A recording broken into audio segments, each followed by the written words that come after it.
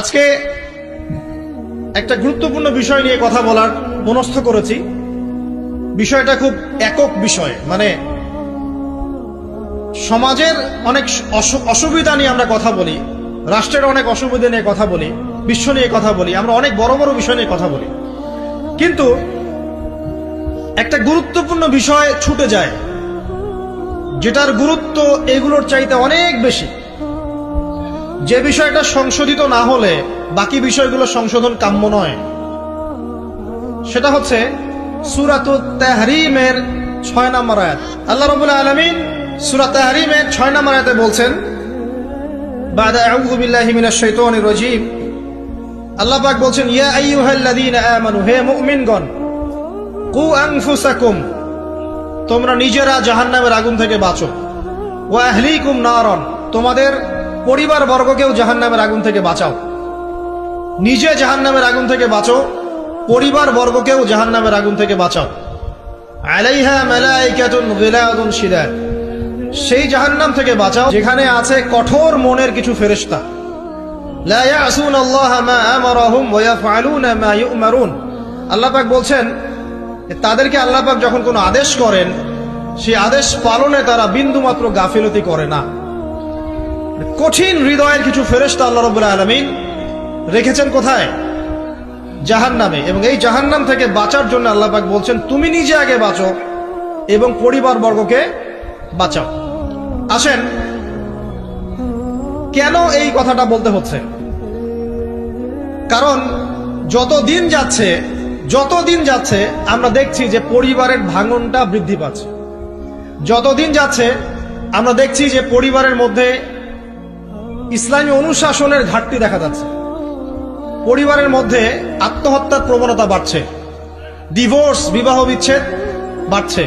পরিবারের মধ্যে সন্তানরা বেলাইনে চলে যাচ্ছে, পিতা মাতার কোনো খোঁজ নাই। পরিবারের মধ্যে বেপরদামি বাড়ছে। সুন্নাহ, রাসূল সাল্লাল্লাহু আলাইহি ওয়াসাল্লামের সুন্নত পরিবার থেকে উঠে যাচ্ছে। পরিবারগুলো এখন এক একটা জাহান্নামের টুকরায় পরিণত হয়েছে। যে পরিবারগুলো ইসলামিক আদর্শে চলছে সেগুলোর মধ্যেও অনেক ফিতনা এখন ঢুকে গেছে। এটা নিয়ে কথা বলতে হচ্ছে এই কারণে, কারণ পরিবার হচ্ছে একটা সমাজের গঠন একক। একটা সমাজ গঠিত হয় পরিবার নিয়ে।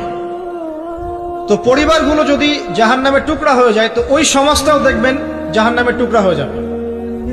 আবার পরিবারগুলো যদি জান্নাতের টুকরা হয় দেখবেন ইনশাআল্লাহ ওই সমাজটাও জান্নাতের টুকরাই হবে ইনশাআল্লাহ। আর এই সমাজগুলোকে নিয়েই কিন্তু দেশ গঠিত হয়। সমাজ যখন পরিবর্তিত হবে, সমাজ যখন জান্নাতি আদর্শে চলবে, তখন দেখবেন দেশটাও জান্নাতি পথে হাঁটছে। আর যদি দেখেন সমাজের মধ্যে জাহান্নামী আমল বেশি, তাহলে বুঝে নেবেন দেশের মধ্যেও জাহান্নামী আমল বেশি। আর এই দেশ নিয়েই বিশ্ব হয়, বিশ্ব গঠিত হয়। দেশগুলো যখন দেখবেন কুরআন সুন্নাহর বাইরে আচরণ করছে, তার মানে পুরো বিশ্ব থেকে ইসলামটা আস্তে আস্তে উঠে যাচ্ছে। তাহলে শুরুটা কোত্থেকে হচ্ছে? ব্যক্তি থেকে। কু আনফুসাকুম, আগে নিজে বাঁচো, 1 নম্বর কথা। নিজে জাহান্নামের আগুন থেকে বাঁচো। 2, তোমার পরিবার বর্গকে বাঁচাও। আমরা এখন বিশ্ব, অর্থনীতি, দেশ এগুলো নিয়ে পরে কথা বলবো। আমরা আগে বলবো নিজের কথা এবং পরিবারের কথা, ঠিক আছে? আসুন, আল্লাহ পাক বলছেন নিজে বাঁচো, পরিবার বর্গকে বাঁচাও। তার মানে আত্মকেন্দ্রিকতার কোনো সুযোগ নাই ইসলামে, যে আমি নিজে বাঁচলাম যথেষ্ট, আর কারো দিকে দেখার দরকার নাই। এই আত্মকেন্দ্রিকতার সুযোগ ইসলামে নাই। পরিবার বর্গকেও বাঁচাতে হবে, এটা আপনার উপর নৈতিক একটা ধর্মীয় দায়িত্ব। আসুন, আমরা প্রথমে কোরআন থেকে দেখি যে কোরআনুল কারীমের মধ্যে এরকম জান্নাতি পরিবারের উদাহরণ আছে কিনা, ঠিক আছে? তারপরে আসবো আমরা ওই জায়গায় যে নবী সাল্লাল্লাহু আলাইহি ওয়াসাল্লাম শেষ জামানায় পরিবারগুলো কেমন হবে এই ব্যাপারে কি বলেছেন। তারপরে ইনশাআল্লাহ আমরা আসবো কিছু পরিসংখ্যানে, যে এখনকার কিছু পরিসংখ্যান আপনাদেরকে দিব যে পরিবারগুলোর মধ্যে কি চলছে, ঠিক আছে? আর সর্বশেষে গিয়ে আমরা আলোচনা করব ইনশাআল্লাহ যে এই সমস্যাগুলো থেকে উত্তরণের পথ কি। 4টা পার্ট আছে আলোচনায়। কয়টা পার্ট? 4টা পার্ট। আগে আমরা দেখব প্রথমে কোরআন এবং সুন্নাহয় আদর্শ পরিবার গঠনের ব্যাপারে আল্লাহ পাক কি কি নসিহত করেছে, 1 নাম্বার। তারপরে যাব রাসূল সাল্লাল্লাহু আলাইহি ওয়াসাল্লাম শেষ জামানায় পরিবারগুলোর অবস্থা কি করুণ হবে এই ব্যাপারে কি কি হাদিস বলেছেন। তারপরে আমরা আসব কিছু পরিসংখ্যানে, যে দেশে এবং বিশ্বে পরিবারের ভাঙনের কিছু পরিসংখ্যান। আর তারপরে আসব আমরা যে পরিবারগুলো এখন আমরা কিভাবে গঠন করব আর কি কি কাজ করলে এই পরিবারগুলো জান্নাতের টুকরা হবে ইনশাআল্লাহ। ঠিক আছে, তো আলোচনা একটু মনোযোগের সাথে শোনার চেষ্টা করতে হবে। আল্লাহ পাক সবাইকে তৌফিক দান করুন, আমিন। কোরআন খুলি আমরা এবার। কোরআন কি নিয়মিত খোলা হয় ভাই?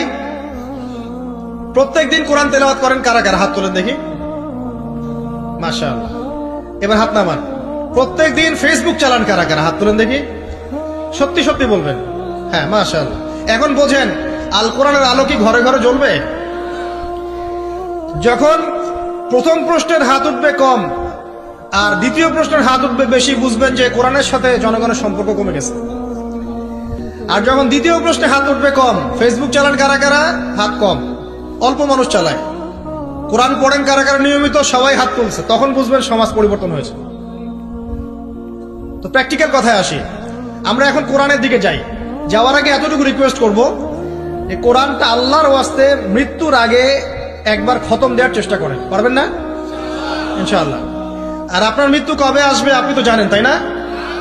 জানেন তো? না জানলে এভাবে চলতে পারেন কিভাবে? মানুষ যদি মৃত্যু সম্পর্কে গাফেল নাই হবে তাহলে এভাবে কিভাবে চলতে পারে যে নামাজের কোনো খোঁজ নাই, রমজানের কোনো খোঁজ নাই, জাকাতের খোঁজ নাই, পর্দার খোঁজ নাই, কোরআন তেলাওয়াতের খোঁজ নাই, দিনী এলেম চর্চার কোনো খোঁজ নাই, উম্মার জন্য কিছু করবে ফুরসত নাই, সারাদিন ওই দুনিয়াদারি আর ব্যবসা আর ওই চাকরি আর পরিবার আর সন্তান, রান্না বান্না, হ্যাঁ, তারপরে যে ফেসবুক, ইউটিউব, ইন্টারনেট, আড্ডাবাজি করা, গার্লফ্রেন্ড ইত্যাদি ইত্যাদি।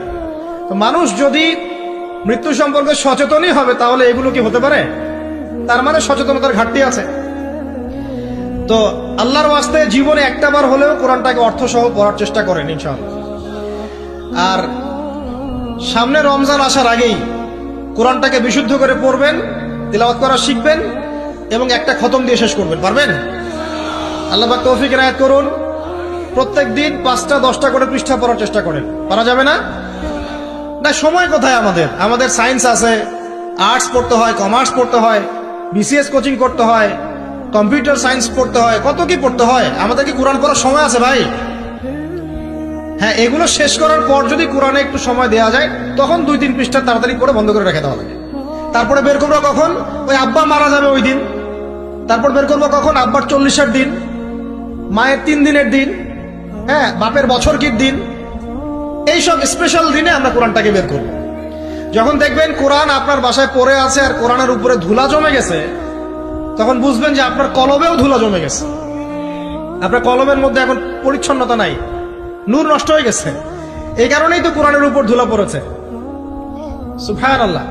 যেই কিতাবের ফলে আল্লাহ রাব্বুল আলামিন মুসলিমদেরকে সর্বোচ্চ সম্মানিত করেছেন, ওই কিতাব এখন মুসলিমরা পড়তে চায় না। দুনিয়ার সব পড়া পড়তে চায়, এটা পড়তে চায় না। কোরআন সুন্নায় কিছু থাকলে ওই বিষয়টা মুসলিমরা মেনে চললে মানুষ বলে এরা মৌলবাদী, মানুষ বলে এরা ধর্মান্ধ, মানুষ বলে এরা ব্যাকডেটেড, কত শব্দ। এবং এই শব্দগুলো নাকি সো কল্ড প্রগতিশীলদের পক্ষ থেকে আসতেছে। কোরআন আল্লাহ পাক নাজিল করেছেন, আল্লাহর জ্ঞান বেশি না আমার জ্ঞান বেশি? কোরআন আল্লাহ পাক নাজিল করেছেন তার রাসূল মুহাম্মদ সাল্লাল্লাহু আলাইহি ওয়াসাল্লামের উপরে, নবীর জ্ঞান বেশি না আমার জ্ঞান বেশি? তো এই কোরআন এবং সুন্নায় যা আছে আমি তো মানবই অন্ধভাবে, কারণ আমার জ্ঞান তো তার চেয়ে বেশি নয়। এখানে আল্লাহ পাক সমস্ত বিষয়ের সমাধান দিয়েছেন। তো সমাধান আল্লাহ পাক দিয়ে থাকলে আমার মানতে সমস্যা কোথায়? সমস্যা আছে? আমি কি আল্লাহর চেয়ে বেশি বুঝি? আমি কি নবীর চেয়ে বেশি বুঝি? এরা যদি বলে আমরা আল্লাহর চেয়েও বেশি বুঝি, নবীর চেয়েও বেশি বুঝি, এরা মুরতাদ, কাফের হয়ে গেছে। ইসলামের সাথে তো কোনো সম্পর্ক নাই। যদি নাম হতে পারে আব্দুর রহমান, আব্দুর রহিম, হ্যাঁ, মুজাহিদুল ইসলাম নাম হতে পারে, ইসলামের সাথে কোনো সম্পর্ক নাই। যদি কোরআন এবং সুন্নাহকে ব্যঙ্গ করে বা মনে করে এর মধ্যে সবকিছু সমাধান নাই, অন্য আরো উৎসের দরকার আছে। তো মুসলিমদের আকীদা হবে কেমন? কোরআন এবং সুন্নাহ আল্লাহ নাজিল করেছেন, এখানে আল্লাহ পাক মানবতার প্রতিটা বিষয়ের সমাধান দিয়েছেন। ঠিক আছে? এখন এই সমাধানগুলো মেনে চলার জন্য আমাকে আগে পড়া শিখতে হবে, তারপরে আমাকে এর অর্থটা জানতে হবে, এর উপর আমল করতে হবে, কোরআনের দাওয়াত মানুষকে দিতে হবে। তখনই না ইনশাআল্লাহ একটা কোরআনিক সমাজ গড়ে উঠবে, তাই নয় কি? তো কোরআনিক সমাজ গড়ে উঠলে কি অমুসলিমদের অসুবিধা আছে? কোরআন তাদের স্বার্থ সর্বোচ্চ অগ্রাধিকার দিবে না?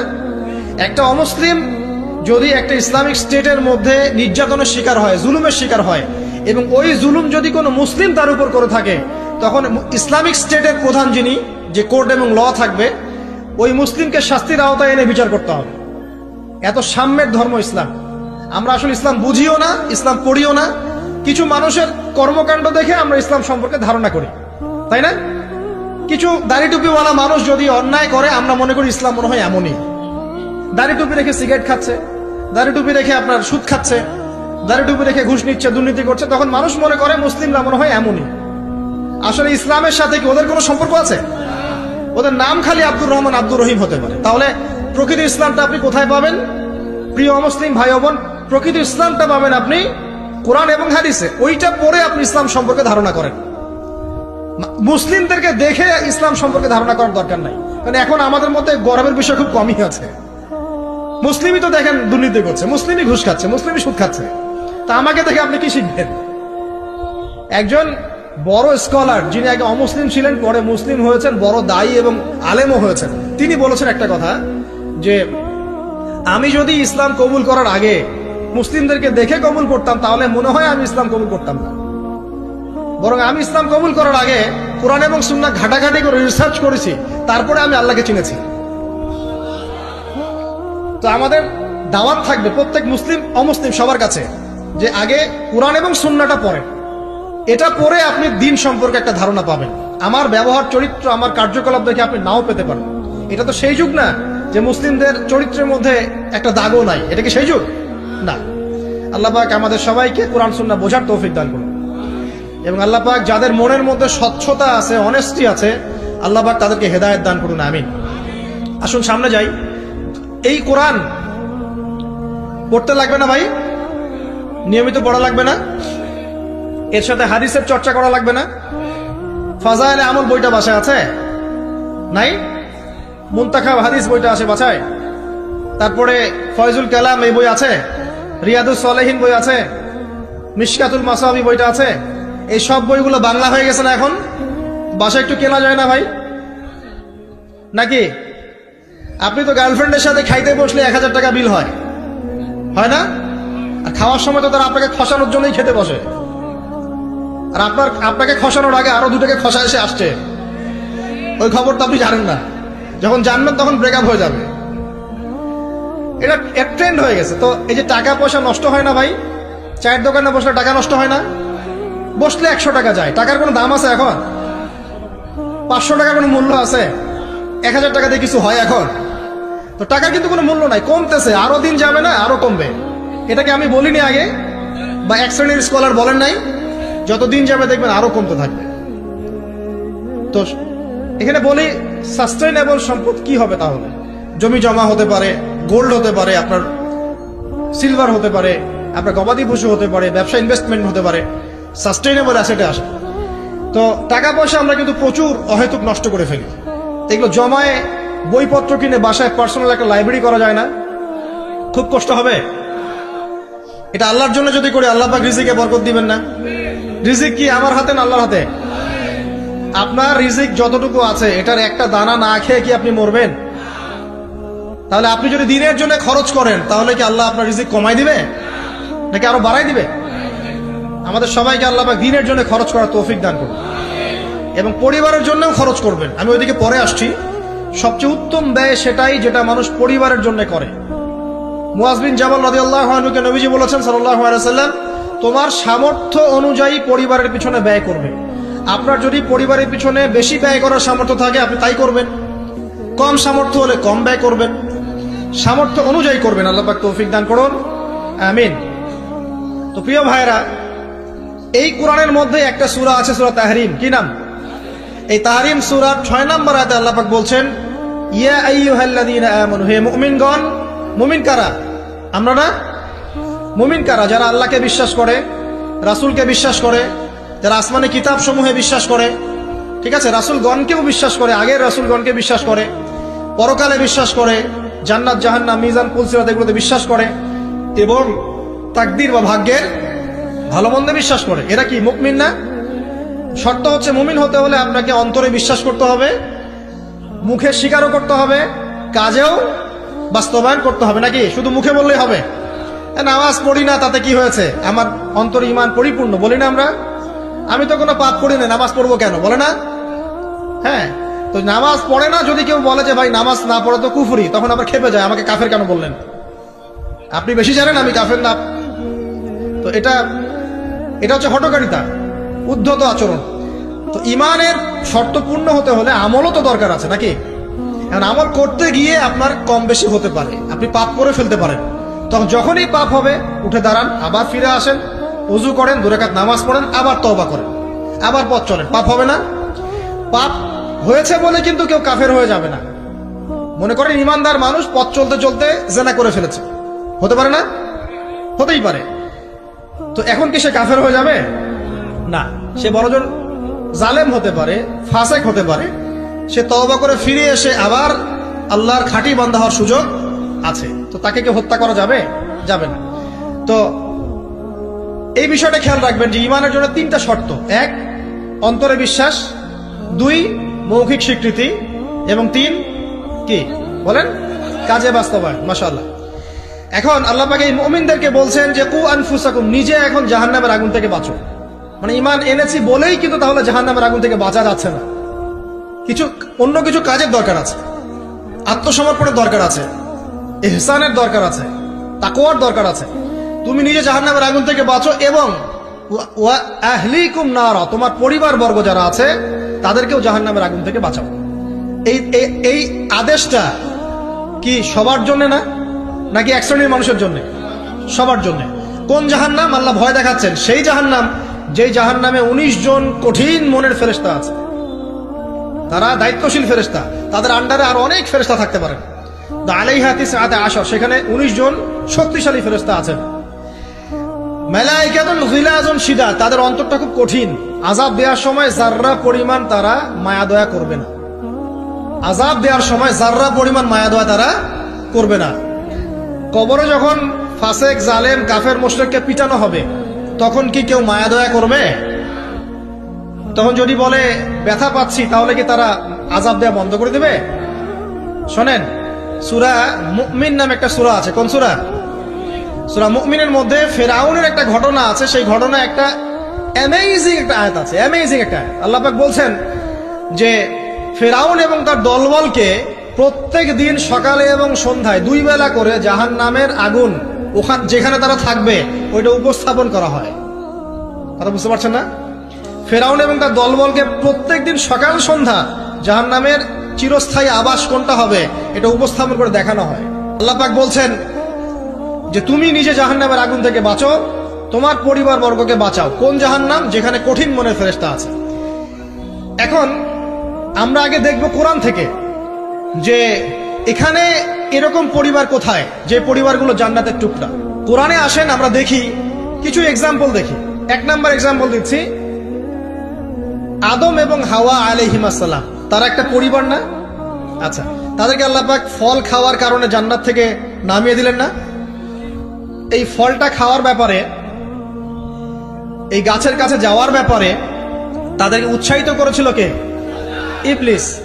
ইবলিস বলেছিল যে হাল আদুল্লুকা আলা শাজারাতিল খুলদি ওয়া মুলকিন লা ইয়াবলা, হে আদম এবং হাওয়া, আমি কি তোমাদেরকে এমন গাছের সন্ধান দিব না যে গাছের কাছে গেলে তোমরা চিরস্থায়ী হয়ে যাবে এবং বিশাল রাজত্বের অধিকারী হবে? চিরস্থায়িত্বের টোপ এবং রাজত্বের টোপ, এই দুটো দিয়ে তারা আদম এবং হাওয়া আলাইহিস সালামকে ডিসিভ করেছিল। এই ফল খাওয়ার সাথে সাথে আল্লাহ পাক তাদেরকে বের করে দেন নাই, বরং ফল খাওয়ার সাথে সাথে তাদের গায়ে জান্নাতের যে পোশাকটা ছিল না এটা খুলে পড়ে গেছে। এই পোশাকটা খুলে ফেললো কে বলেন? ইবলিস, শয়তান। আল্লাহ পাক এটাই বলছেন, ইয়া বানি আদম, হে বনু আদম, লা ইয়াফতিনান্নাকুমুশ শাইতান, শয়তান যেন তোমাদেরকে ফিতনায় না ফেলতে পারে। কামা আখরাজা আবাওয়াইকুম মিনাল জান্নাহ, ঠিক যেমন করে সে তোমাদের পিতামাতাকে জান্নাত থেকে বের করে দিয়েছে। ইয়ানজিউ আনহুমা লিবাসাহুমা, শয়তান তোমাদের পিতামাতার লেবাস পোশাক খুলে ফেলে দিয়েছিল। লিয়ুরিয়াহুমা মিন সাওআতিহিমা, যাতে করে তাদের লজ্জাস্থান উন্মুক্ত হয়ে যায়। তাহলে আমাদের পিতামাতাকে নগ্ন করে দিয়েছিল কে? ইবলিস। তাহলে এখন আপনি বলেন আমাকে, এই যুগে যারা মুসলিমদের, মুমিনদের, নরনারীদের গা থেকে পোশাক খুলে ফেলতে চায়, এরা কার এজেন্ট বলেন? বুঝতে পারছেন এবার?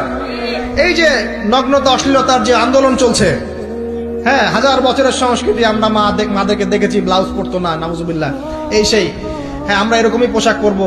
ছোট হতে হতে হতে হতে এখন এক পর্যায়ে দেখবেন বিকিনি পরে ঘুরবে কয়দিন পর, দেখবেন। বিশ্বাস করছেন না এই কথাটা? দেখবেন ইনশাল্লাহ, আল্লাহ না করুক, তবে হবে, এটা আমি জানি, বিকজ হাদিস আমি পড়েছি। শেষ জামানায় এরকম নগ্নতা, অশ্লীলতা, বেহায়াপনা বাড়তেই থাকবে। এবং এমন একটা সময় আসবে যে মানুষ রাস্তাঘাটে জেনা করবে। ওই যুগের সবচেয়ে ভালো ব্যক্তি হবে সে, যে তাকে গিয়ে বলবে, বাবা তুমি এখানে জেনা করছো ভালো, একটু দেওয়ালের পিছনে যেতে পারলা না? সে হবে ওই জমানার ভালো ব্যক্তি। আপনি হাদিসটা বিশ্বাস করলেন না? আমি নিজে হাদিস পড়েছি যে রাস্তাঘাটে মানুষ জেনা করবে। তো এই যে নগ্নতা, অশ্লীলতার যে সংস্কৃতি চলছে না, এই কাপড় খুলে ফেলার যে ট্রেন্ড এবং রেভলিউশনের দিকে মানুষ যাচ্ছে এখন, মেয়েরা স্পেশালি, এরা নিঃসন্দেহে মানুষ শয়তান, নিঃসন্দেহে। কারণ ওই যে শয়তান আমাদের পিতামাতার কাপড় খুলে ফেলেছিল, এরা তার এজেন্ট। এরা আমার বোনের গা থেকে কাপড় খুলতে চায়, এরা আপনার স্ত্রীর গা থেকে কাপড় খুলতে চায়, এরা আপনার মায়ের গা থেকে কাপড় খুলতে চায় এবং বলতে চায় এটা স্বাধীনতা। আরে বোকা মানুষ, এই পৃথিবীতে মানুষ স্বাধীন নয়, এই পৃথিবীতে কোনো মানুষই স্বাধীন নয়। মানুষ কিভাবে স্বাধীন হতে পারে? এখানে পৃথিবীতে যতদিন থাকবে মানুষ আল্লাহর দাসত্বের মধ্যে থাকবে। যে মানুষ নিজেকে স্বাধীন মনে করে সে শয়তানের তাবেদারি করে। এই পৃথিবীতে কোনো মানুষই স্বতন্ত্র স্বাধীন নয়, বরং আল্লাহ পাকের দাসত্বের অধীনে সে পরাধীন। মানুষ বুঝতে চায় না যে স্বাধীনতার ডেফিনেশন কি। আল্লাহ পাকের রুলস এবং রেগুলেশনস মেনে চললে পরে আমি তখন স্বতন্ত্র স্বাধীন, আল্লাহর দাসত্বের অধীনে, দাসত্বের বাইরে গিয়ে নয়। আর আল্লাহ পাকের দাসত্বের 5 পয়সা পরোয়া না করে নিজেকে যদি স্বাধীন মনে করে, সে তো শয়তানের চেলা। কথা কি বুঝতে পারছেন? আসেন, এই যে আমাদের পিতামাতাকে ওখান থেকে নামিয়ে দেওয়া হলো, তারা দুজন কিন্তু এই পৃথিবীতে যে কষ্টের জীবন তারা কিন্তু একসাথে অতিবাহিত করেছেন, করেন নাই? তো এই যে কষ্ট, দুঃখ, একসাথে পথ চলা, স্বামী স্ত্রীর এই যে একটা বন্ধন, মায়াবী একটা হৃদ্যতার বন্ধন, এটাই হচ্ছে পরিবারের ভিত্তি। আমি আদর্শ পরিবারের দিকে যাচ্ছি আস্তে আস্তে ইনশাআল্লাহ। কোরআন থেকে আপনাকে কয়েকটা দলিল দিচ্ছি। এবার দেখবেন তাদের সন্তান হাবিল কাবিল, ও যে কি হলো, কাবিল হাবিলকে, করেন নাই? কাবিল হাবিলকে হত্যা করলো। এখানে হত্যার মূল কারণ কি ছিল? হিংসা। কাবিলের কুরবানি কবুল হচ্ছে না, হাবিলেরটা হচ্ছে। তার মানে বুঝলাম পৃথিবীতে ফাসাদ ছড়িয়ে পড়বে, পরিবারে ফাসাদ ছড়িয়ে পড়বে, তার অন্যতম একটা কারণ হচ্ছে ঈর্ষা বা হিংসা। আসলে ঈর্ষা হিংসা এক জিনিস নয়, এখানে মূল কারণ হচ্ছে হিংসা। তো আমাদের পরিবার জান্নাতের টুকরা হবে ইনশাআল্লাহ যদি স্বামী স্ত্রীর মধ্যে হিংসা না থাকে, পরিবারের সদস্যদের মধ্যে পরশ্রী কাতরতা না থাকে। একটু মনোযোগ দেন, তারপরে সামনে যান। ওই যে নূহ আলাইহিস সালামের নাম শুনেছেন? আচ্ছা, কত বছর দাওয়াত দিয়েছেন বলেন? এই তো মাশাআল্লাহ 950 বছর। 950 বছর দাওয়াত দেওয়ার পর 40 বা 80টা পরিবার ইসলাম কবুল করেছে। বাকিরা আল্লাহ পাকের গজবে ডুবে গেছে। এখন ডুবে যাওয়ার মধ্যে কি তার ছেলেও ছিল না? নূহ আলাইহিস সালাম আল্লাহকে বলছেন, আল্লাহ ইন্নাহু মিন আহলি, সে আমার পরিবারের একজন, তাকে হেফাজত করে বাঁচাও, আল্লাহ মাফ করে দাও। আল্লাহ পাক বলছেন লাইসা মিন আহলিক, সে তোমার পরিবারের কেউ না। এখান থেকে আরেকটা দলিল দেই, লুত, কওমে লুতের নাম শুনেছেন? এটা সমকামী, ছেলে ছেলে বিয়ে করে, যেটা এখন ছড়িয়ে পড়ছে দিন দিন। প্রতি 10 জনের মধ্যে নাকি একজন এখন মনে করে যে ছেলে ছেলে বিয়ে করা যায়, নাউজুবিল্লাহ। এবং এর এই সভ্যতাটা ধারক বাহক হচ্ছে পশ্চিমারা। ওখানে অনেক আগেই এগুলো চালু হয়ে গেছে।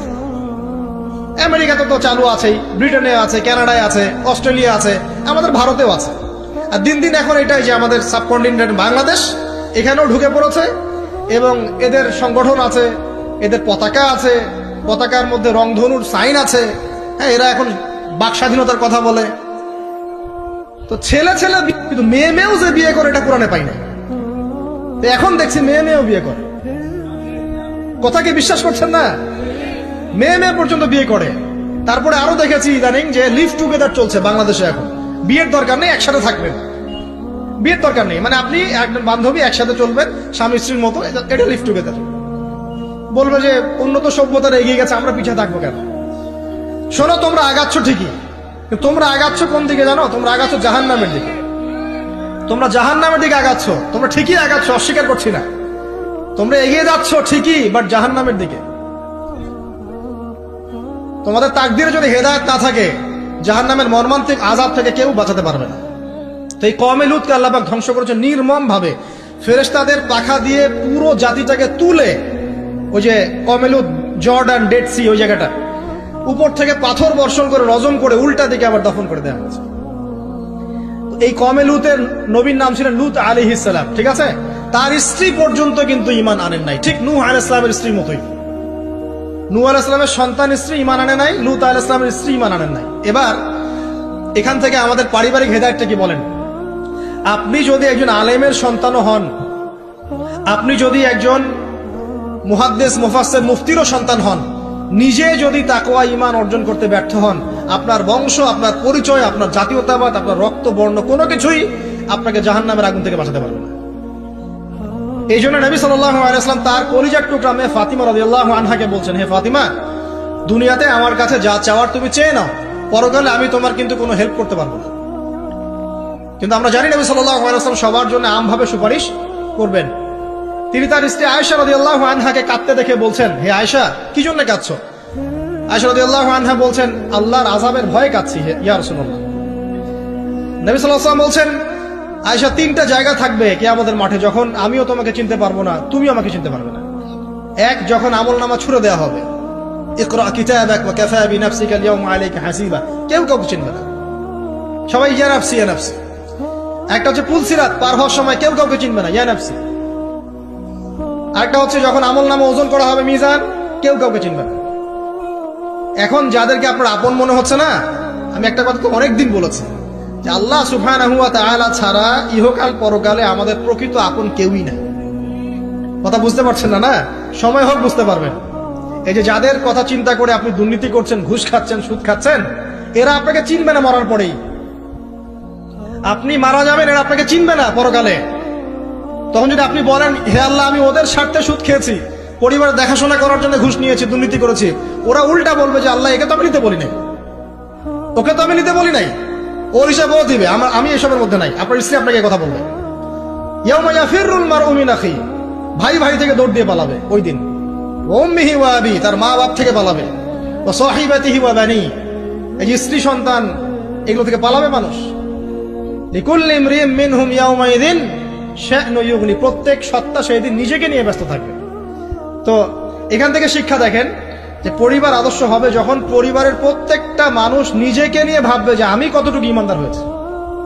আমি কার সন্তান সেটা বড় কথা নয়, আমি কতটুকু ইমানদার হতে পেরেছি, কতটুকু মুত্তাকি হতে পেরেছি, আল্লাহওয়ালা হতে পারলাম, এটা মূল কথা। ফেরাউনের স্ত্রী আসিয়া, ফেরাউনের আন্ডার থেকেও সে মুমিনা হয়েছে, হয় নাই? ফেরাউন যে বড় কাফের, এর কারণে কি তার স্ত্রী শাস্তি পাবে? পাবে না। বরং আমাদের নবীজি মেরাজের রাতে গিয়ে দেখেছেন এবং গন্ধ পেয়েছেন, সুঘ্রাণ ছড়াচ্ছে একটা জায়গা থেকে। তখন জিবরাইল আলাইহিস সালামকে জিজ্ঞাসা করলেন যে এখানে এত সুন্দর ঘ্রাণ কোত্থেকে আসছে? জিবরাইল আলাইহিস সালাম বললেন, এটা হচ্ছে ফেরাউনের স্ত্রী আসিয়ার ওই ঘর যেটা আল্লাহ পাক তার জন্য জান্নাতে মানে বানিয়েছেন, ওইখান থেকে এই সুঘ্রাণ আসছে। সুবহানাল্লাহ। তার মানে এখানে আমরা শিখলাম নিজের চরকায় তেল দিতে হবে, নিজে আমাকে নামাজ পড়তে হবে, নিজেকে আমল করতে হবে, নিজেকে দিনের জন্য কিছু করতে হবে, নিজেকে পর্দা করতে হবে। পরিবারের সদস্যদের দিকে তাকানোর এখন সময়, আগে নিজে। না হলে নবী পরিবারের সদস্য হয়েও দেখেন জাহান্নামে মানুষ যাচ্ছে। এবার সামনে যাই, চলেন। ইব্রাহিম আলাইহিস সালাম নাম শুনেছেন? আচ্ছা, তার বাবা কি করতেন? বড় পুরোহিত ছিলেন। আর যেখানে শিরক সেখানেই দেখবেন ইব্রাহিম, যেখানেই কুফর সেখানেই মুহাম্মদ সাল্লাল্লাহু আলাইহি ওয়াসাল্লামের জন্ম হয়, এটাই নিয়ম। তো সেখানে আল্লাহ পাক জন্ম দিলেন ইব্রাহিম আলাইহিস সালামকে, যিনি তার পিতাকে নসিহত করছেন, আব্বা তুমি কেন লিমা তা'বুদু, তুমি কেন এমন এক সত্তার ইবাদত করো, মা লা ইয়াসমাউ, যে শুনতেও পারে না, ওয়ালা ইউবসিরু, সে দেখতেও পারে না, ওয়ালা ইউগনি আনকা শাইআ, সে তোমার কোনো উপকারও করতে পারে না, ক্ষতিও করতে পারে না। ইভেন তোমার স্ট্যাচুর গায়ে একটা মাছি যদি বসে, এটাকে সে নিজে সরাতেও পারে না, তার কোনো ক্ষমতা নাই। এখন তুমি কেন বাবা এর ইবাদত করছো? ইব্রাহিম আলাইহিস সালাম বলছেন। তখন তার বাবা বলছেন, আনতা রাগিবুন আন আলিহাতিনা ইয়া ইব্রাহিম, হে ইব্রাহিম, তুমি কি আমাদের এই উপাস্যদের থেকে মুখ ফিরাচ্ছ? যদি তুমি ফিরে না আসো তাহলে আমি তোমাকে বাসা থেকে বের করে দিব, তোমার মাথা পাথর দিয়ে মেরে ফাটিয়ে ফেলবো। তো ইব্রাহিম আলাইহিস সালাম তর্ক করলেন না, বললেন সালামুন আলাইক, আপনার উপর শান্তি বর্ষিত হোক। এই বলে তিনি বাসা থেকে বের হয়ে গেলেন। খেয়াল করে দেখেন, যুবক ছেলে ইব্রাহিম, সে তার পিতাকে দাওয়াত দিল, তার পিতা একজন বড় শিরকের কারিগর, যে তার দাওয়াত কবুল করলো না, কিন্তু ইব্রাহিম আলাইহিস সালাম কিন্তু মিথ্যার সাথে সত্যের আপোষ করলেন না। তিনি প্রয়োজনে একা চলে গেলেন বাড়ি থেকে, তারপরেও আল্লাহর আনুগত্য ছাড়লেন না। পরিবারের হেদায়েত এখানে নাই, আছে। আরো সামনে যান, ইব্রাহিম আলাইহিস সালামের একজন স্ত্রীর নাম কি? হাজেরা। আরেকজনের নাম কি? সারা। সারা আলাইহিস সালাম থাকেন ওই যে শামে, প্যালেস্টাইন। আর হাজেরা আলাইহিস সালামকে রেখে আসা হয়েছে কোথায়? মক্কায়, এই যে এখানে জামজাম কূপ তৈরি হলো। এখানে হাজেরা আলাইহিস সালামকে রেখে যাওয়ার সময় তিনি বলছেন যে আমাদেরকে এই জনমানব শূন্য জায়গায় কেন রেখে যাচ্ছেন ইব্রাহিম? চুপ করে আছেন। আবার জিজ্ঞাসা করছেন, আবার চুপ করে আছেন। এবার তিনি বলছেন হাজেরা আলাইহিস সালাম যে আপনি কি আল্লাহর আদেশেই কাজ করছেন? তখন ইব্রাহিম আলাইহিস সালাম বলছেন হ্যাঁ। মাথাটা খালি নাড়লেন, হ্যাঁ না। তখন তার স্ত্রী বলছেন তাহলে আল্লাহ পাক আমাদেরকে ধ্বংস করবেন না ইনশাআল্লাহ। খাবার নাই, পানিও নাই, কিছুই নাই, আল্লাহর প্রতি তাওয়াক্কুলটা দেখেন। এবার দেখেন ওই স্ত্রীর গর্ভ থেকে একজন সন্তান হলো, তার নাম কি? ইসমাইল। এবার এই সন্তানকে তার বাবা বলছেন অনেক বছর পরে যে ইয়া বুনাই, হে আমার সন্তান, ইন্নী আরা ফিল মানামি আন্নী আযবাহুক, আমি স্বপ্নে দেখেছি আমি তোমাকে জবাই করছি। ফানজুর মাযা তারা, তুমি একটু তোমার রায়টা জানাও, তোমার কি মতামত। ওই তাওয়াক্কুলকারিনী নারীর গর্ভ থেকে জন্ম নেওয়া এই ইসমাইল তিনি বলছেন ইয়া আবাতি, হে আমার বাবা, ইফআল মা তুমার, আপনি তাই করেন যা আল্লাহ আপনাকে আদেশ করেছেন। সাতাজিদুনি ইনশাআল্লাহু মিনাস সাবিরিন, ইনশাআল্লাহ আপনি আমাকে সবরকারী পাবেন। এই বাচ্চার বয়স হবে বড়জোর 10 থেকে 15, নাকি কম সম হবে আর কি। তো এই প্রজন্মের আমাদের জেনারেশনকে দেখেন না। আমি গতকালকে গুগল সার্চ করে দেখেছি যে বাংলাদেশের 11 থেকে 19 বছর বয়সী যে বাচ্চারা আছে, কিশোর, এরা এখন সবচেয়ে বেশি পর্ন দেখে, সবচেয়ে বেশি। এবং কলেজ পড়ুয়াদের, স্কুল কলেজ পড়ুয়ার মধ্যে 77%ই পর্ন দেখে। এবং ইন টোটাল হিসাব করে দেখা যায় বাংলাদেশে 92% মানুষ পর্নাসক্ত, মানে পর্নাসক্ত না হলেও পর্ন দেখে। তো ওই যে কিশোর ইসমাইলের চেতনা দেখেন আর আমাদের এই যুব সমাজের চেতনা দেখেন, পার্থক্যটা করেন আপনি, তাহলে বুঝতে পারবেন কিভাবে রেভলিউশন হয়েছে ইসলামের, এখন কেন হচ্ছে না। আপনি নিজেই বুঝতে পারবেন আমাদের কারণেই হচ্ছে না। আসেন এবার এই সন্তানকে যে জবাই করার ঘটনা, আল্লাহ পাক হাদিয়া পাঠালেন, তাকে জবাই করতে হলো না। এখান থেকে আমরা কুরবানির ঈদ পালন করছি, তাই না? আচ্ছা, এখানে আমি পরিবারের হেদায়েত হিসাবে এটা ফাইন্ড আউট করছি আপনাদের জন্য যে যদি পরিবারের নারীরা হয় এই হাজেরা আলাইহিস সালামের মতো সহনশীলা, সবরকারিণী এবং তাওয়াক্কুলকারিণী, তখনই গিয়ে তাদের গর্ভ থেকে ইসমাইলের মতো সন্তান জন্ম হবে ইনশাআল্লাহ। যাদেরকে আল্লাহর জন্য কুরবানি করতে চাইলে তারা বলবে কোনো সমস্যা নাই, প্রয়োজন আল্লাহর জন্য কুরবান হয়ে যাও। তো এখানে কার ভূমিকা বেশি, বাবার না মায়ের? তাকে কিন্তু তার বাবা মানুষ করেননি, তার বাবা ওইখানে থাকেন সিরিয়ায়, শামে, মাঝে মাঝে আসা যাওয়া করে। তার বেশিরভাগ সময় তাকে প্যারেন্টিং কে করেছে? তার মা। ওই মায়ের গর্ভ থেকে এমন সন্তান আশা করা যায়? তো এখনকার এই সিরিয়াল দেখা মেয়েদের গর্ভ থেকে এমন সন্তান আশা করা যায়? এখনকার ওইসব মেয়েদের গর্ভ থেকে আশা করা যায় এটা স্বামী দিতে পারলে সে খুশি, দিতে না পারলে অসন্তুষ্ট, বেজার। স্বামীকে প্রেসার দিতে দিতে, মানসিক কষ্ট দিতে দিতে স্বামীকে বুড়া বানায় ফেলে দিয়েছে। আমাদের নবীজি দোয়া করতেন আল্লাহর কাছে, আল্লাহ আমি এমন স্ত্রী থেকে তোমার কাছে আশ্রয় চাই যে আমাকে বৃদ্ধ হওয়ার আগেই বুড়া বানায় ফেলবে। বৃদ্ধ হওয়ার আগেও স্ত্রী চাইলে স্বামীকে বুড়া বানাতে পারে। দেখা যায় অনেক সময় অনেক পরিবার স্ত্রীদের মানসিক টর্চারের কারণে স্বামীরা স্ট্রোকের শিকার হয়, রোগ ব্যাধির শিকার হয়, হার্ট স্ট্রোক করে, হাই প্রেশারের শিকার হয়, পেরেশান। দিনের জন্য কাজ করা তো দূরের কথা, দুনিয়া সামলাতে তার সারাদিন চলে যায়। এই নারীরা কি হাজেরা আলাইহিস সালামের মতো? যখন এমন নারীরা ঘরে ঘরে তৈরি হবে তখন দেখবেন আদর্শ পরিবার ঠিকই গঠিত হবে ইনশাআল্লাহ। তো বিয়ে করলে এই ধরনের মেয়েকে করবেন। রূপের সৌন্দর্য দেখে, টাকা পয়সা দেখে আর অন্যান্য বিষয়গুলো দেখে এত বেশি ইমপ্রেসড হওয়ার দরকার নেই। আপনি দেখবেন দিনদারিতা আছে কি। এবং দিনদারিতা কিন্তু শুধু বোরখার মধ্যেই থাকে না। আপনাকে কথা বলে প্রশ্ন উত্তরের মাধ্যমে পাত্রী দেখার সময় এগুলো যাচ করতে হবে। আপনাকে ওর মাকে দেখতে হবে, তার মা কেমন, কোন মায়ের সন্তান সে, তার মায়ের আকীদা কেমন, তার মা কেমনে চলাফেরা করে, ওর নানি কেমন, ওর পরিবারের সদস্যরা কেমন, এগুলো দেখে মেয়ে চুজ করবেন। এই যে নসিহতগুলো করছি, যারা আনম্যারিড তোমার জন্য এগুলো শোনার চেয়ে বেশি দামি। এই ডিসিশনটা এত গুরুত্বপূর্ণ যে জীবনে যদি এটাতে ভুল করে ফেলেন কখনো, সারাটা জীবন আপনাকে এই বোঝাটা দাও। এবং এমন কষ্ট আসবে যেটা আপনার ওই যে বিয়ের পর নতুনত্বর সাময়িক, তিনি একজন বিজ্ঞ মানুষ ছিলেন, অনেকে বলেছেন নবী ছিলেন, কেউ বলেছেন নবী ছিলেন না। যাই হোক, তিনি তার সন্তানকে কিছু নসিহত করছেন। কি চমৎকার নসিহত! তিনি সন্তানকে নসিহত করছেন, ইয়া বুনাইয়া, হে আমার ছোট্ট বৎস, লা তুশরিক বিল্লাহ, তুমি আল্লাহর সাথে কাউকে শরীক করো না। ইন্না শিরকা লা যুলমুন আযীম, কারণ শিরক হচ্ছে মহান জুলুম। ছোট্ট একটা বাচ্চা শিরকের বোঝেটা কি কিছু বোঝে? আমরা আমাদের ছোট বাচ্চাদেরকে কি শিখাই? জীবনে বড় হওয়া, প্রতিষ্ঠিত হওয়া, ইত্যাদি ইত্যাদি, তাই না? কিন্তু এখানে দেখেন লুকমান হাকিম আলাইহিস সালাম, তিনি তার সন্তানকে শিরকের শিক্ষা দিচ্ছেন। পিতা মাতার খেদমত করবে, তাদের অবাধ্য হবে না, সৎ কাজের আদেশ করবে, অসৎ কাজে নিষেধ করবে, ঠিক আছে? বিপদে পড়লে সবর করবে, গাধার মতো উচ্চস্বরে কথা বলবে না। এই নসিহতগুলো করছেন লুকমান তার সন্তানকে আলাইহিস সালাম। এখান থেকে প্যারেন্টিং পাচ্ছেন না, যে আপনি আপনার সন্তানকে, পরিবারের সদস্যদেরকে কি নসিহত করবেন? এবার কোরআনের পাতায় পাতায় আছে। ইয়াকুব আলাইহিস সালাম তার সন্তানদেরকে নসিহত করছেন, আমার পরে তোমরা কার ইবাদত করবে? তারা বলছে আমরা আল্লাহর ইবাদত করবো ইনশাআল্লাহ তাআলা। ইউসুফ আলাইহিস সালামের সাথে তার পিতার একটা গভীর প্রেমের সম্পর্ক ছিল। আসহাবুল কাহফের মধ্যে আপনি এর এক্সাম্পল পাবেন। তো কোরআনের নামে পাতায় পাতায় আপনি দেখবেন যে আলহামদুলিল্লাহ আল্লাহ পাক আমাদেরকে আদর্শ পরিবার গড়ার এই মেসেজগুলো দিয়েছেন। বলতে গেলে অনেক লম্বা সময় চলে যাবে, তো বাকিগুলো আপনারা খুঁজে বের করবেন ইনশাআল্লাহ, আল্লাহ পাক তৌফিক দান করুন।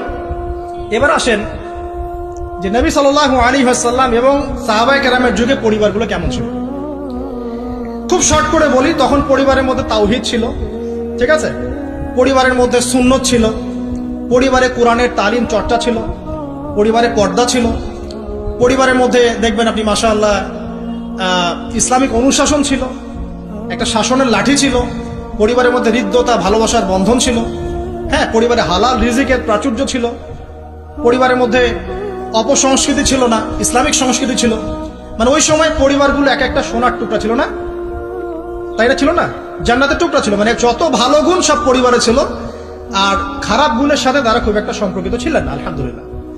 কিন্তু নবী সাল্লাল্লাহু আলাইহি ওয়াসাল্লাম শেষ জামানার হাদিসগুলো যখন বর্ণনা করেছেন, তখন যে কথাগুলো বলেছেন যে শেষ জামানায় পরিবারের ভাঙনগুলো বেশি হবে, বিচ্ছেদ বেশি হতে পারে, সন্তানরা দেখবেন পিতামাতাকে সম্মান করবে না, হ্যাঁ, পরিবারে আপনার অপসংস্কৃতি অনুপ্রবেশ করবে, জেনা বেড়ে যাবে, মাদক বেড়ে যাবে, অশ্লীলতা বেহায়াপনা বেড়ে যাবে, প্রতিবেশীর অধিকার ক্ষুণ্ণ করা হবে, ভাইয়ে ভাইকে খুন করবে, বোন বোনকে মানে চুলাচুলি করবে, মানে পরিবারে অশান্তি বিরাজ করবে, এমনটা হাদিসের মধ্যে কিন্তু বর্ণিত আছে, প্রচুর হাদিস আছে। তো এই অবস্থায় একটু আপনাকে দেখাই যে এখন এমন একটা অবস্থা চলছে যে আপনি ম্যাক্সিমাম পরিবারগুলোর মধ্যে যাবেন, আপনি গিয়ে দেখবেন ম্যাক্সিমাম পরিবারে কিন্তু নামাজটা নাই। ম্যাক্সিমাম পরিবারে যাবেন, আপনি গিয়ে দেখবেন সেখানে কিন্তু পর্দাটা নাই। বেশিরভাগ পরিবারে আপনি যান, দেখেন দিনের ইলম চর্চার যে গুরুত্ব, এটা কিন্তু ওখানে দেখবেন আপনি নাই। বেশিরভাগ পরিবারে দেখেন আপনি এখানে হালাল হারামের কোনো পরোয়া নাই, রিজিক আসতেছে কোন দিক থেকে আসুন, ঠিক আছে? বেশিরভাগ পরিবারে দেখবেন স্বামী স্ত্রীর মধ্যে খুব একটা হৃদ্যতা, ভালোবাসার বন্ধন পাওয়া যাচ্ছে না, প্যারেন্টিংস গুলো ঠিক নাই, খাবারের উৎসগুলো ঠিক নাই, অপসংস্কৃতি আছে পরিবারে, এখন মাদক ঢুকে গেছে, জেনা ঢুকে গেছে, পর্ন ঢুকে গেছে, ঠিক আছে? এই যে ডিভাইস এডিকশন ঢুকে গেছে।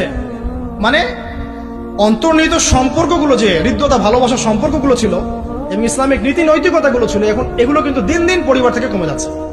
এতে করে পরিবারে ডিভোর্স বাড়ছে। যেমন প্রতি 1 ঘন্টায় ঢাকায় একটা করে ডিভোর্স হয়, মানে প্রতি 24 ঘন্টায় 24টা ডিভোর্স ঢাকায় হয়, এবং আমেরিকার মতো কান্ট্রিতে প্রতি 13 সেকেন্ডে একটা করে ডিভোর্স হয়, ঠিক আছে? দেখা যায় গড়ে প্রতিদিন, এই বিশ্বে গড়ে প্রতিদিন 29 জন মানুষ আত্মহত্যা করছে এখন ফ্রাস্ট্রেট হয়ে, পারিবারিক কলহের শিকার হয়ে। দেখা যায় গড়ে প্রায় 30 to 40% মেয়ে এখন পারিবারিক সহিংসতার শিকার হচ্ছে, যৌতুকের কারণে, আপনার পরকীয়ার কারণে। আর পরকীয়ার কথা তো বলতেই ভুলে গেছি যে ম্যাক্সিমাম পরিবারে এখন পরকীয়া চলছে, স্বামী স্ত্রীকে নিয়ে সন্তুষ্ট না, স্ত্রী স্বামীকে নিয়ে সন্তুষ্ট না, দেখবেন পরকীয়া এটা কমন হয়ে যাচ্ছে। ম্যাক্সিমাম পরিবারে আপনি দেখবেন যে পর্ন ঢুকে গেছে, জেনা ঢুকে গেছে, মানে জেনাটাকে সহজ করে ফেলা হচ্ছে। এবং প্রগতির নামে আমরা এখন এমন কিছু কালচার লালন পালন করছি যেগুলো আস্তে আস্তে আমাদেরকে ইসলাম থেকে সরিয়ে দিচ্ছে। তো পরিবারের অবস্থা এখন ভয়াবহ খারাপ, আত্মহত্যার প্রবণতা বাড়ছে, যৌতুক বাড়ছে, আপনার মাদকাসক্ত ছেলে মেয়ের সংখ্যা বাড়ছে, হ্যাঁ, পর্ন এডিক্টেড ছেলের সংখ্যা বাড়ছে। এরা না দেশকে কিছু দিতে পারছে, না সমাজকে, না জাতিকে। এরা কিন্তু আসলে সম্পদ না, এরা বরং বোঝা হচ্ছে। দুনিয়াবি বিষয়গুলোকে অনেক বেশি গুরুত্ব দেওয়া হচ্ছে, এতে করে দিনটা কিন্তু সংকুচিত হচ্ছে। তো এগুলো বলতে থাকলে অনেক সময় চলে যাবে। তো এক কথায় পরিবারের ভাঙনটা এখন বেশি এবং পরিবারের নীতি নৈতিকতার অবস্থা খুব খারাপ। এর কারণগুলো আমরা ফাইন্ড আউট করলাম। কি কি কারণ? এক নাম্বার ধরেন কোরআনের তালিম চর্চা উঠে যাওয়া, তাওহীদ উঠে যাওয়া, শিরিকের অনুপ্রবেশ, সুন্নত উঠে যাওয়া, বেদাতগুলো ঢুকে যাওয়া, পরিবারে হারাম রিজিক ঢুকে যাওয়া, পরিবারের কর্তাদের নীরব ভূমিকা, হ্যাঁ, পরিবারে হাজরা আলাইহিস সালামের মতো মা না থাকা, পরিবারে খাদিজা রাদিয়াল্লাহু আনহার মতো স্ত্রী না থাকা, অনেক কারণ। এরপরে বাইরের সংস্কৃতির অনুপ্রবেশ, হ্যাঁ, প্রিন্ট এবং ইলেকট্রনিক মিডিয়ার যৌনতা, এই সবকিছু মিলে কিন্তু পরিবারগুলো ক্রাশ করছে। এতে করে দেখবেন অনেক সমস্যা হচ্ছে। যৌতুক টৌতুক তো বললাম, সবচেয়ে বড় কথা আপোষের যে মিল মহব্বত, ওয়াজআলা বাইনাকুম মাওয়াজ্জাতা ওয়া রাহমা, এটা আস্তে আস্তে কমে যাচ্ছে। পরিবার যখন এরকম ভাঙনের শিকার হচ্ছে তখন দেখবেন সমাজের মধ্যে স্ট্যাবিলিটি নষ্ট হচ্ছে এবং এই সমাজগুলোতেই আপনি কখনো আদর্শ রাষ্ট্র কায়েম করতে পারবেন না। এখন আসেন, জাস্ট এখান থেকে আমি আলোচনার শেষের দিকে যাব অল্প সময়, যে আমরা এখন কি কি কাজ করলে কিভাবে স্টার্ট করব আর কিভাবে আমরা এটাকে সলভ করতে পারি। এই সলিউশনটা দুই রকম। এক নম্বর হচ্ছে যারা অলরেডি পরিবারে ঢুকে গেছেন তাদেরকে অন্য জায়গা থেকে শুরু করতে হবে। মানে যারা অলরেডি পরিবারে ঢুকে গেছেন আপনাদেরকে তওবা করে ফিরে এসে আবার শুরু করতে হবে। আর যারা পরিবারে এখনো ঢোকেন নাই, আপনারা এখনো সৌভাগ্যবান। এখন থেকে যদি আপনারা এই নসিহতগুলো মেনে চলতে পারেন, ইনশাআল্লাহ আপনার পরিবারটা 8-10টা পরিবারের মতো হবে না ইনশাআল্লাহ। প্রথমে বলি তাদের কথা যারা পরিবারে ঢুকে গেছি আমরা, তাদের কাজ কি? তাদের প্রথম কাজ হচ্ছে ঠান্ডা মাথায় বিশ্বের পরিস্থিতি, সমাজ দেশের পরিস্থিতিগুলো নিয়ে চিন্তা করা, ঠান্ডা মাথায় যে হচ্ছেটা কি আসলে। যখন দেখবো যে না আসলে ভালো কিছু হচ্ছে না, খারাপ হচ্ছে, তখন আপনার ভুলটা কোথায় সেটা আপনাকে ফাইন্ড আউট করতে হবে। আপনার ভুলটা কোথায় ছিল? আপনি এমন কাউকে বিয়ে করেছেন যে ফ্যামিনিস্ট, আপনি এমন একটা পরিবার গঠন করেছেন যেখানে আপনি কোরআনটা চালু করতে পারেন নাই, সবাই নামাজ পড়ছে না, সবাই পর্দা করছে না, হ্যাঁ, নিয়মিত তালিম হচ্ছে না। এখন আপনার কাজ কি? আগে তওবা করে ফিরে আসেন। ফিরে এসে আপনি জ্ঞান চর্চা শুরু করেন। আপনি যে রোল মডেল হয়ে দেখান, জ্ঞান চর্চা করে, আমল করে, পর্দা করে, ইসলামের জন্য কিছু করে একটা রোল মডেল স্থাপন করে দেখান, দেখিয়ে পরিবারকে আহ্বান করেন যে তোমরাও এদিকে আসো। এবং আপনার যত ক্ষমতা আল্লাহ পাক দিয়েছেন পরিবারে, অর্থনৈতিক ক্ষমতা বা স্বামী হিসেবে ক্ষমতা, বাবা হিসেবে ক্ষমতা, এটা আপনি পরিবারে প্রয়োগ করেন। প্রয়োগ করে পরিবারটাকে লাইনে আনার চেষ্টা করেন। এরপরে চেষ্টা করতে করতে করতে করতে যদি কোনো কাজই না হয় শেষ পর্যন্ত, অ্যাটলিস্ট আপনি আপনার দায়িত্ব পালন করেছেন। এখন তাদের ভার আল্লাহর হাতে ছেড়ে দেন, আপনি আপনার কবরের ফিকির করেন। ব্যাস, যার যার হক তাকে তাকে দিয়ে দেন, নিজের হকটা আল্লাহর কাছে চেয়ে নেন। আর দ্বিতীয় হচ্ছে তারা যাদের পরিবার এখনো শুরু হয়নি, আপনারা কিভাবে স্টার্ট করবেন? প্রথমে বলবো জ্ঞান চর্চা এখনই করে নেন, জ্ঞান অর্জনটা এখনই করে নেন। পরিবার গঠন হয়ে গেলে অনেক রেসপন্সিবিলিটি আসবে, তখন ডিফিকাল্ট। তো জেনারেল লাইনে পড়া, ইসলামিক পড়া একটা ব্যালেন্স করেন। আমি বলছি না জেনারেল পড়া ছেড়ে দেন, আমি এটা কখনো বলি নাই। ওটা পড়াশোনা করেন, ইসলামিক পড়াশোনাগুলো করেন, একটা ব্যালেন্স করেন। করে আপনি 5 ওয়াক্ত নামাজ শুরু করেন, আল্লাহ রাস্তায় সময় লাগান, কোরআন তেলাওয়াত করেন, আলেম ওলামার সোহবতে যান, হ্যাঁ, আত্মশুদ্ধিমূলক কাজ করেন, সমাজ কল্যাণমূলক কাজ করেন। পাশাপাশি আরো বলবো যে দিনই কাজে ব্যস্ত থাকেন, ভালো কাজে ব্যস্ত থাকেন। এভাবে নিজের ভিতরটাকে আগে পরিশুদ্ধ করে নেন। এরপর আপনি একটা হালাল রিজিকের চেষ্টা করেন, একটা হালাল পবিত্র রিজিক হোক, সেটা কৃষিকাজ। লজ্জার কিচ্ছু নাই, কৃষিকাজ লজ্জার কোনো প্রফেশন নয়, গর্বের প্রফেশন।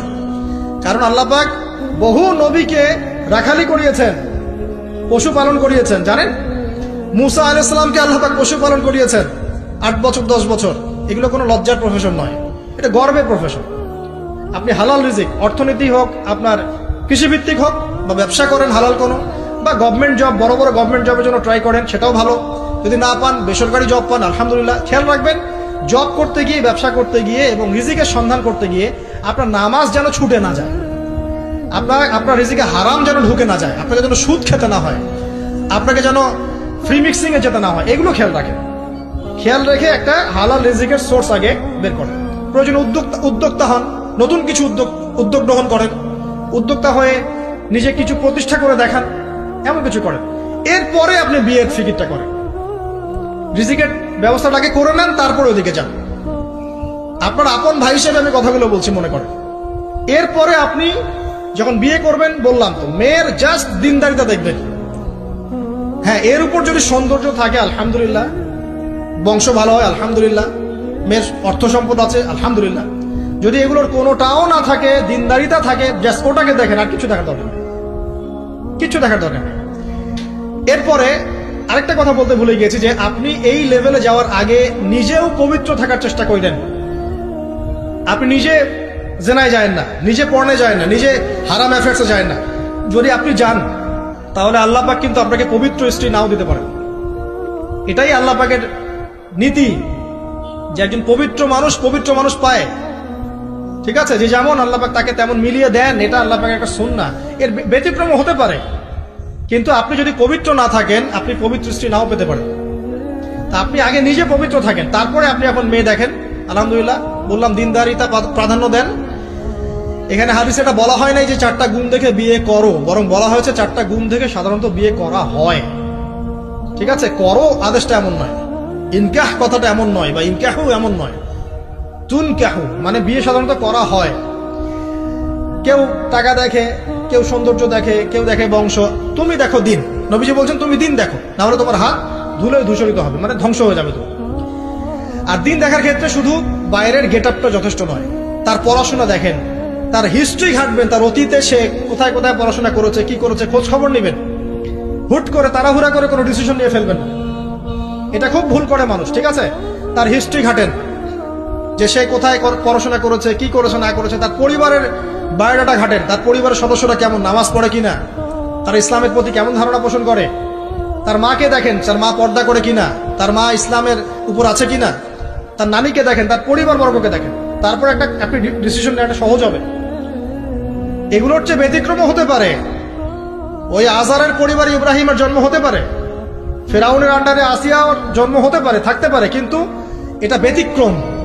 নর্মালি কিন্তু সবসময় এমনটা হয় না। যে প্যারেন্টিংস দিয়ে তারা বড় হয়েছে, ওই প্যারেন্টিংস তাদের মধ্যে থেকে যায়। এই কারণে মেয়ের ব্যাপারে খুব সেন্সিটিভ থাকবেন, আগে পুরো বিষয়গুলো ঘেটে নিয়ে তারপরে আপনি কোনো জায়গায় পা দেন। তারও আগে ইস্তেখারা করবেন আল্লাহর কাছে, যে আল্লাহ আমি তোমার কাছে ইস্তেখারা করছি, আমি জানি না যে কোনটা আমার জন্য ভালো হবে, কোনটা খারাপ। আল্লাহ এটা যদি আমার জন্য ভালো হয় সহজ করে দাও, যদি খারাপ হয় আল্লাহ দূর করে দাও।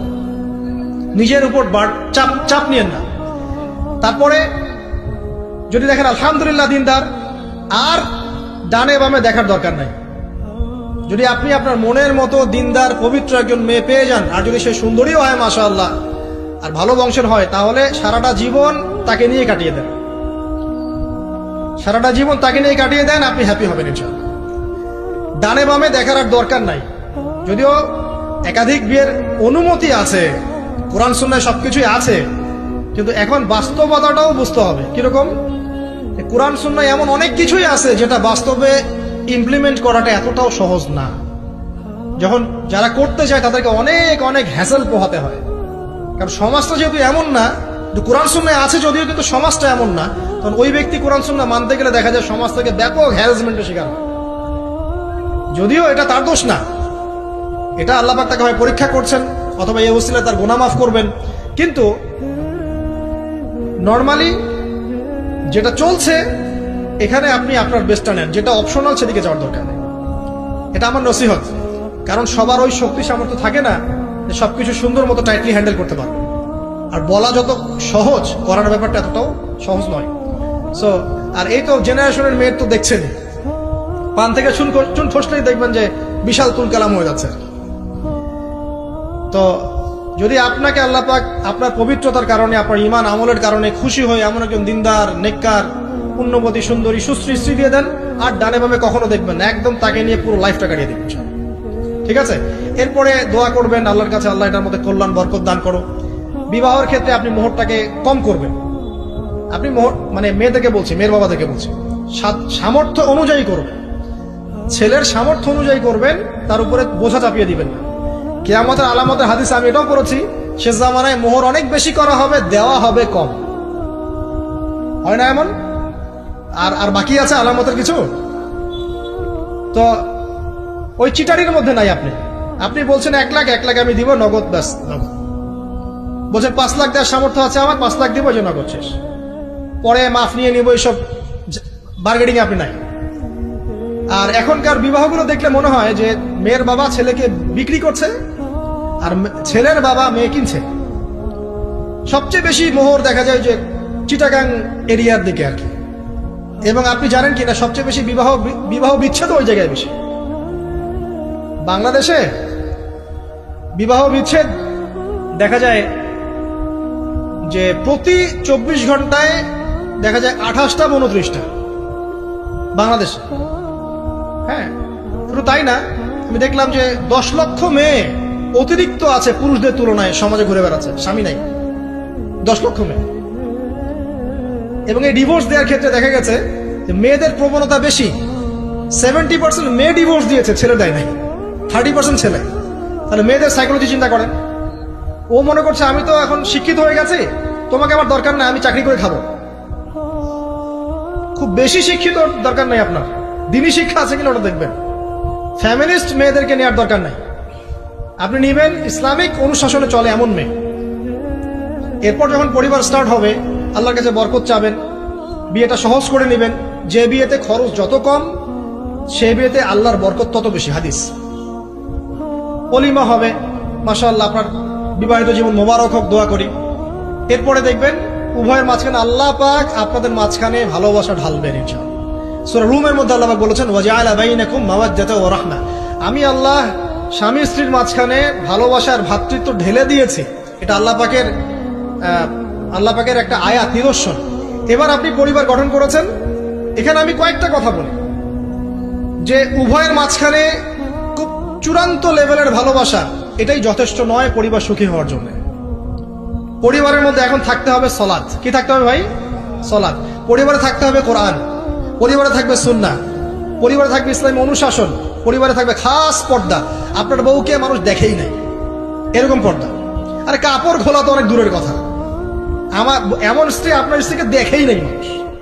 বাধ্য না হলে সে বাইরেই আসবে না। বাধ্য হয়েছে, আসছে।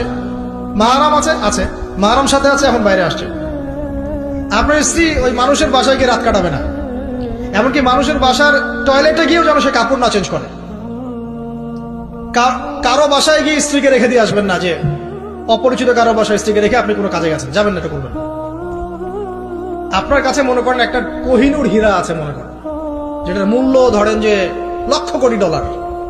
এটা আপনি কি যত্রতত্র ইউজ করবেন, নাকি আপনি খুব যত্ন করে আপনার ভিতরে আগলে রাখবেন? কোনটা? ইসলাম এভাবে নারীকে সম্মানিত করেছে যে তারা আমাদের কাছে এত বেশি প্রেশিয়াস যে আমরা এভাবে যত্ন করে ওদেরকে ঢেকে রাখি। কথা কি বুঝতে পারছেন?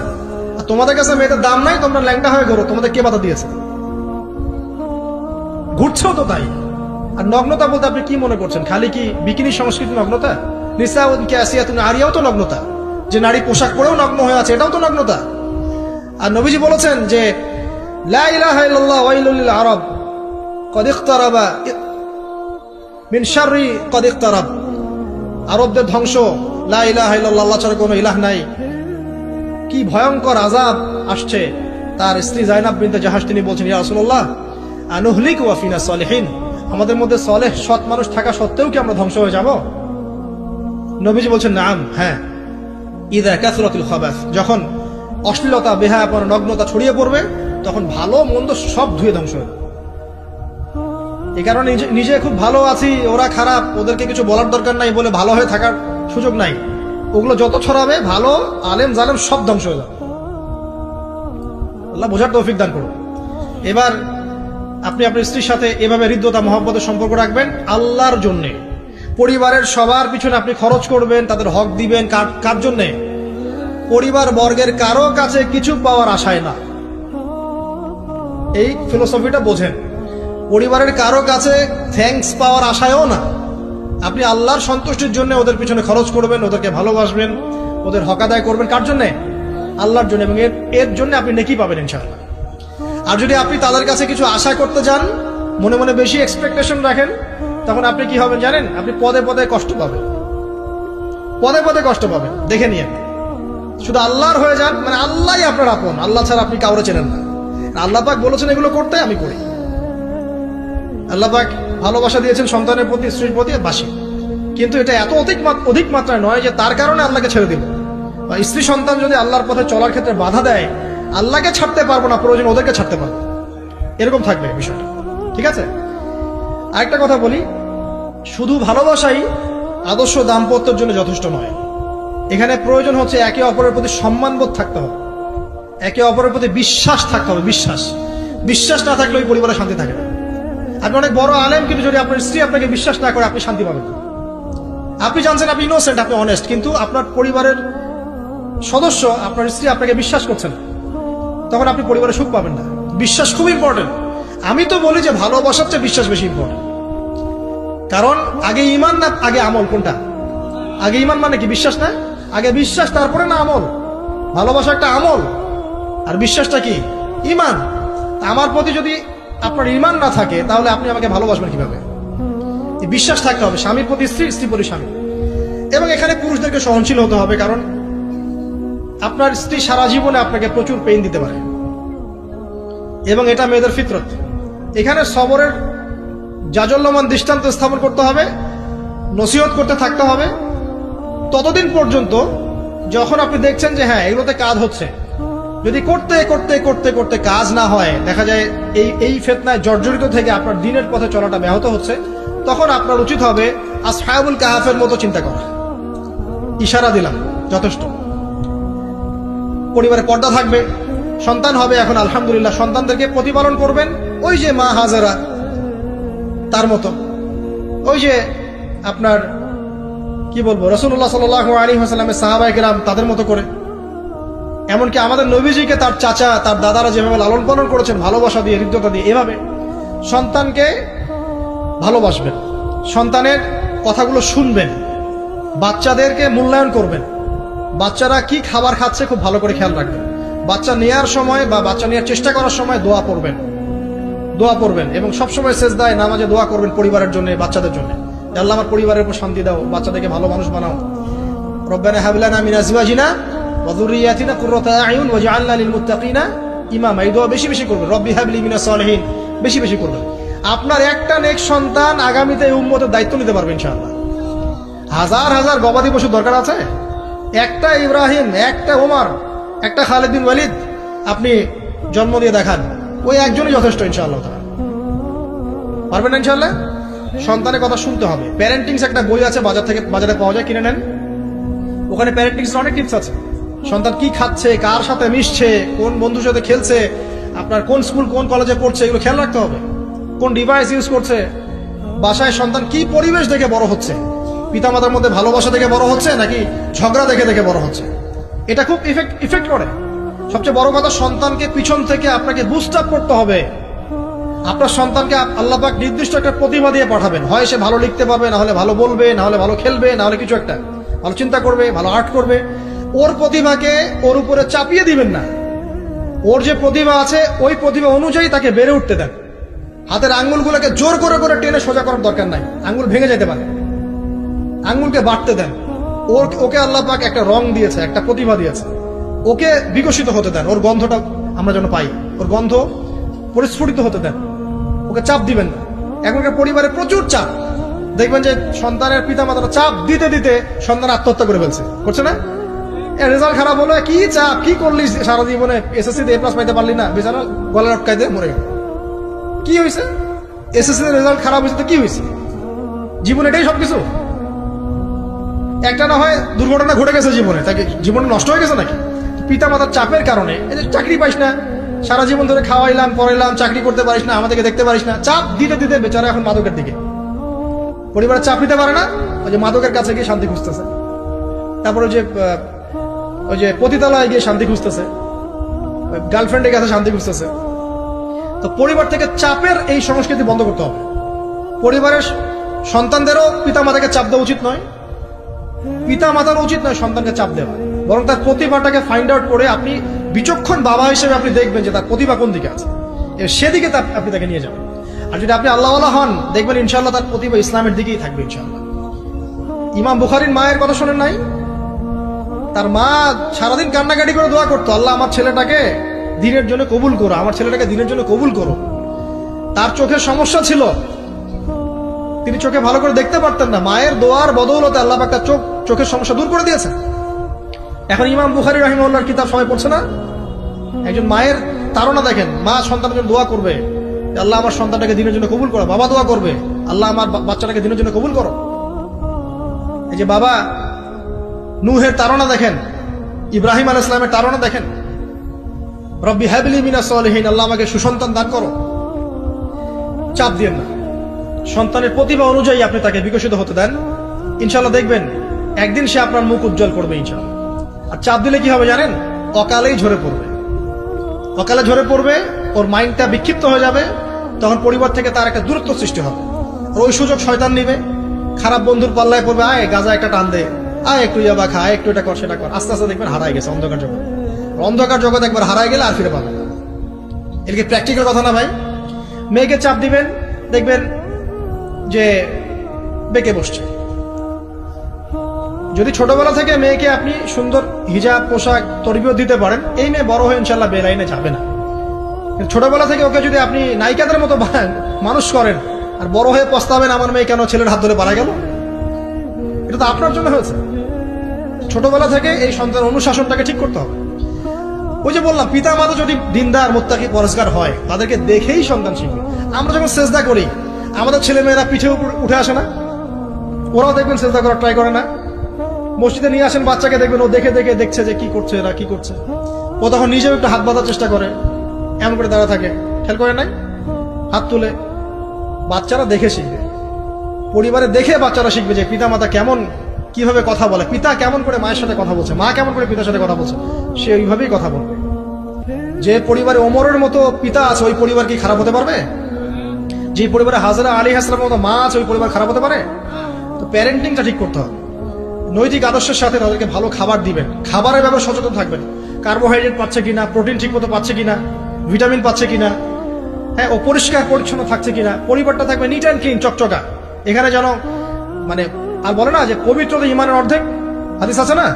মানে পরিবারগুলো হবে নিট অ্যান্ড ক্লিন, ঝকঝকা, রুচিশীল। এখানে যেন নোংরা বিষয় না থাকে, নোংরা আবর্জনা, বাথরুম ঠিক নাই, এটা ঠিক নাই, এমন না, ঝকঝকা পরিবার। আপনার সামর্থ্য অনুযায়ী আপনি করবেন। কারণ পরিচ্ছন্ন না থাকলে বাচ্চা কাছে অসুস্থ হবে বেশি, অসুস্থ হলে পরে আপনার পেরেশানি, ওরা খাবে না ঠিক মতো, রুচি ঠিক মতো থাকবে না, বাপটা ঠিক বাড়বে না ঠিক মতো। তো পরিচ্ছন্নতার সাথে সঠিক খাবার, সঠিক প্যারেন্টিং, ইসলামিক তরবিয়ত, এবং তার উপর চাপ প্রয়োগ না করে তাকে তার প্রতিভাটা বিকশিত হতে দেওয়া। চাপ প্রয়োগ না করার মানে এই নয় যে আপনি শাসনই করবেন না। পরিবারের উপর শাসন লাঠি থাকবে, কিন্তু ওটার যত্রতত্র প্রয়োগ করবেন না। যদি আপনি একদিন খুব বেশি পিটায় দেন, তারপর থেকে আপনার সন্তান আপনাকে ভয় পাবে না। কিন্তু আল্লাহ পাক কোরআনের জন্য বারবার একটা সাইকোলজি অ্যাপ্লাই করেছেন যে জাহান্নামের শাস্তি কিন্তু দিব, শাস্তি কিন্তু দিব, শাস্তি কিন্তু দিব। এই যে ভয়, আমরা কিন্তু ভয়েই জাহান্নাম থেকে দূরে আছি। তো এটা একটা সাইকোলজি। এভাবে পরিবার এগিয়ে যাবে ইনশাআল্লাহ। সন্তান বড় হবে, আপনি মিরাস, সন্তানের মিরাস ডিস্ট্রিবিউট করবেন, যার যার হক তাকে তাকে দিবেন। তারপরে পরিবারের মধ্যে আর কয়েকটা বিষয় যা শেষ করে দেই, যে পরিবারের মধ্যে নিয়মিত কোরআনের চর্চা থাকবে। সন্তান সন্ততি তারা ইসলামিক অনুশাসন পাচ্ছে কিনা, ইসলামিক পড়াশোনা করছে কিনা খেয়াল রাখতে হবে। যদি জেনারেল লাইনেও পড়ে, তারপরেও আপনি ইসলামিক টিচার দিয়ে হলেও, মাদ্রাসায় পার্ট টাইম মাদ্রাসা দিয়ে হলেও কোরআন শেখান, হিফজ করান, ওকে এদিকে গড়ে তোলেন, ওদিকে গড়ে তোলেন ইনশাআল্লাহ। আমরা এমন প্রজন্ম চাচ্ছি না যারা এককেন্দ্রিক, আমরা চাচ্ছি এমন প্রজন্ম যারা কোরআন সুন্নাহকে হাতে নিয়ে ওয়ার্ল্ডকে ডিল করতে পারে, ওয়ার্ল্ডকে চ্যালেঞ্জ করতে পারে। এই চ্যালেঞ্জ করতে হলে আপনাকে সব ধরনের জ্ঞান অর্জন করতে হবে। খেয়াল রাখেন পরিবারে যেন ফ্রি মিক্সিংটা না আসে, পরিবারে যেন এই যে নারী পুরুষের অবাধ মেলামেশা না আসে। বেশিরভাগ ধর্ষণ হচ্ছে